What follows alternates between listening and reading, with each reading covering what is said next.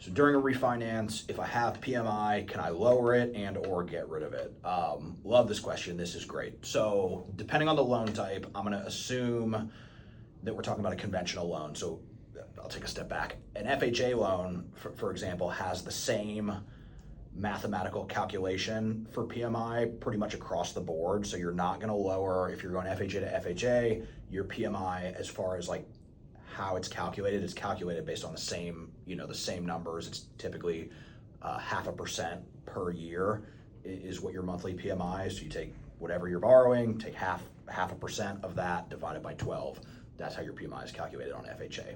On conventional, it is not across the board. It's not a government program. So you're basically kind of working under the free market economy, essentially. PMI is determined based on a couple of factors on conventional. It's determined based on how much money you're putting down, so like what your loan to value is, and what your credit score is. So I'll give you an example of how you may be able to lower your PMI as part of a refinance. Let's say when you bought your house, you bought it with a conventional loan and you put 3% down, right? Let's just say that your credit in this scenario was a 780 and it still is a 780. So there's no changes as far as the credit. Well, let's say that this property, you bought it a couple of years ago, it's now gone up by 10%. And, when you get the appraisal for a refinance, it comes in where your loan to value, instead of being 97%, is now 90%. So you will pay, if you had originally put down 10%, your monthly PMI rate is going to be less than putting 3% down. There's a certain percentage adjuster that happens there. So when you go to refinance, if your appraisal comes in higher and you're now at 90% loan to value instead of 97%, you're going to pay a lower annual rate percentage wise. Let's say 0.4% compared to 0.2% is a good example for somebody with like very good credit. So you maybe were paying almost what you would pay for FHA, and now you're paying less than half of that.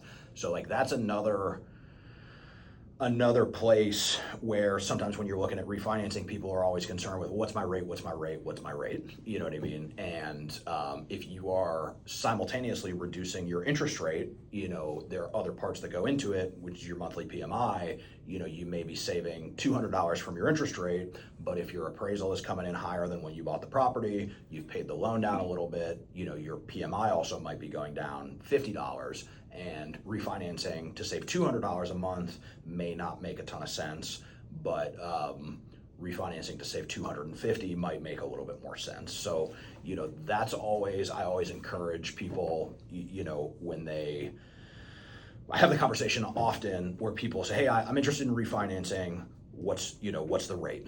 I said, well, there's a little bit more that goes into it. Can we just go over a few details? Send me a copy of your mortgage statement. Let me see exactly what you have right now. And, it has made a difference where, we're running numbers and people are like, oh, well, that rate doesn't make sense. And then I dig a little bit deeper and I see that, oh, well, in addition to saving the money from that rate, your PMI is dropping by $85 a month, and that makes a big difference to their monthly savings. So there's like a little bit more that goes into, making this calculation than just interest rate. So, I always encourage people to take that into account, give us a thorough picture of like what you have going on right now, and then we can give you kind of an idea of what you would get in total savings, not just from rate.